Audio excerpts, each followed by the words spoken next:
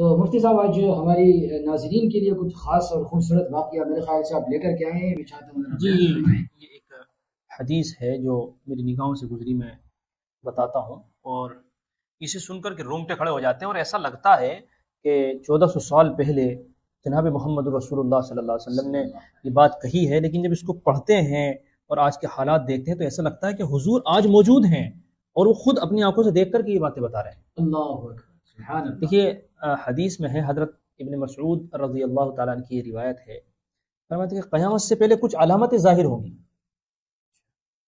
قیامت کا علم تو کسی کو نہیں ہے، جی بے شک، یہ تو اللہ رب العزت جانتے ہیں قیامت کب آنی ہے، لیکن اس سے پہلے کچھ چھوٹی چھوٹی علامتیں ظاہر ہوں گی۔ تو اس میں سے کچھ علامتیں یہ ہیں کہ اس حدیث میں بیان کیا گیا کہ لوگ اپنے خاص لوگوں کو سلام کریں گے۔ اچھا، سلام عام نہیں ہوگا، مطلب جاننے والوں کو بس سلام، جاننے والوں کو سلام کریں گے۔ اور اس کو آپ معاشرے میں دیکھ سکتے ہیں کہ اگر آپ کی کسی سے جان پہچان ہے، کوئی آپ کی جان پہچان کا ہے تو مسکراتے ہیں، السلام علیکم کہتے ہیں، اور اگر کوئی جان پہچان کا نہیں ہے بلکہ انجان آدمی وہاں سے گزر رہا ہے تو کوئی سلام سے لینا دینا نہیں ہوتا ہے۔ تو یعنی صرف جاننے والوں کو سلام کرنا یہ قیامت کی نشانی ہے۔ جی ہاں، یہ حدیث میں جو پہلی چیز بیان اللہ ہے، حفاظت۔ تو اس لیے لوگوں کو سلام عام کرنے کی ضرورت ہے۔ دوسری چیز بیان فرمائی کہ جب تجارت ہوگی تو تجارت کا کام عورتوں کے درمیان بھی پھیل جائے گا، اور عورتیں مردوں کے برابر تجارت میں شریک ہوں گی اور مددگار ہوں گی۔ اور ایسا دیکھنے میں بہت آ رہا ہے مفتی صاحب، یہ تو بہت ہے، آپ دیکھ لیجئے کہ آپ کو ہر شو روم پر لڑکی بیٹھی ہوئی ملے گی، اور ہر کیبن میں لڑکی بیٹھی ہوئی ملے گی، آپ بینک میں چلے جائیے، آپ ریلوے اسٹیشن پہ چلے جائیے، آپ کسی اور شعبے میں چلے جائیے، پرائیویٹ دکانوں پر چلے جائیے آپ، تو وہاں پر جو ہے عورتیں برابر جو ہے شرکت کر رہی ہیں اور برابر شریک ہو رہی ہیں، اور جو مرد کے کاروبار ہیں ان کے کاروبار میں ان کی معین اور مددگار بن رہی ہیں، اور حضور صلی اللہ علیہ وسلم نے یہ بہت پہلے بیان فرما دیا تھا۔ بہرحال یہ سب اللہ کے نبی صلی اللہ علیہ وسلم کی بیان کردہ حدیث کی روشنی میں یہ قیامت کی علامتیں ہیں۔ اچھا، اور بھی کچھ نشانیاں ہیں قیامت کی؟ ہاں جی، اس روایت میں ابھی اور ہے جو باتیں بتائی ہیں۔ رشتہ داروں سے قطع تعلق کی ہوگی، اچھا، رشتہ داروں سے رشتے توڑیں گے۔ اب آپ دیکھ لیجئے کہ اگر کسی گھر میں شادی آ جائے، شادی آ جاتی ہے تو ایک رواج چلا ہوا ہے، کبھی پھوپھو منائی جائیں گی، جی بالکل، ابھی ماموں کو بلا کر کے لایا جائے گا، دو چار آدمیوں کو لے کر کے جائیں گے، ابھی وہ تیل لگوائیں گے اپنے تلووں کو، اور پھر ان کے یہاں باتیں ہوتی ہیں۔ اور پتہ ہے بات کیا ہوتی ہے اور کس چیز پہ؟ کہ ایک دفعہ ہمارے گھر چل کے آ جائے، ہم چلنے کے لیے تیار ہیں۔ کیا کن انا میں آپ زندگی جی رہے ہیں؟ کون سے زمانے میں زندگی جی رہے ہیں؟ جن جسموں کو فنا ہونا ہو، جن کو مٹ جانا ہو، جن کو ختم ہونا ہو، تو وہ اس طرح کے کاموں میں کام کریں گے۔ بے شک، واقعی حقیقت ہے۔ تو یہ ساری چیزیں ہیں۔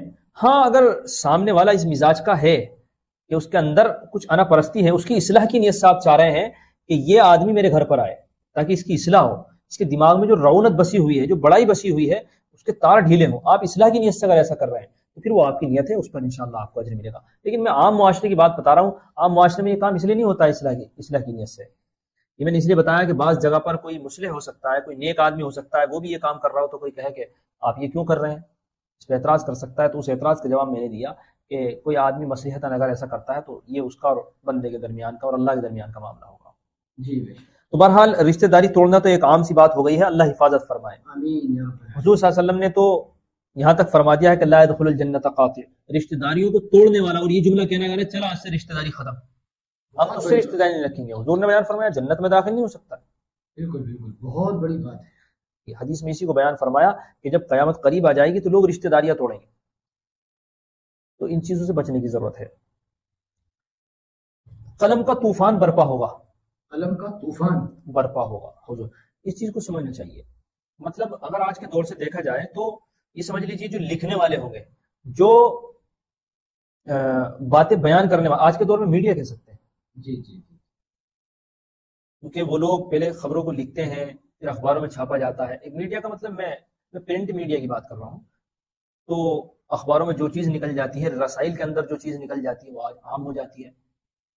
تو لکھنے کا دور دورہ ہے، اور انٹرنیٹ پر جو ہے آن لائن اخبار پڑھے جاتے ہیں، بہت زیادہ قلم کا زور ہے اس طرف دیکھا جائے تو۔ دوسری طرف اس کی تشریح اور بھی ہو سکتی ہے، یعنی ہر آدمی مصنف بننے کی دھن میں لگا ہوا ہوگا، ہر آدمی تصنیف میں لگا ہوا ہوگا، کتابیں لکھنے پر لگا ہوا ہوگا۔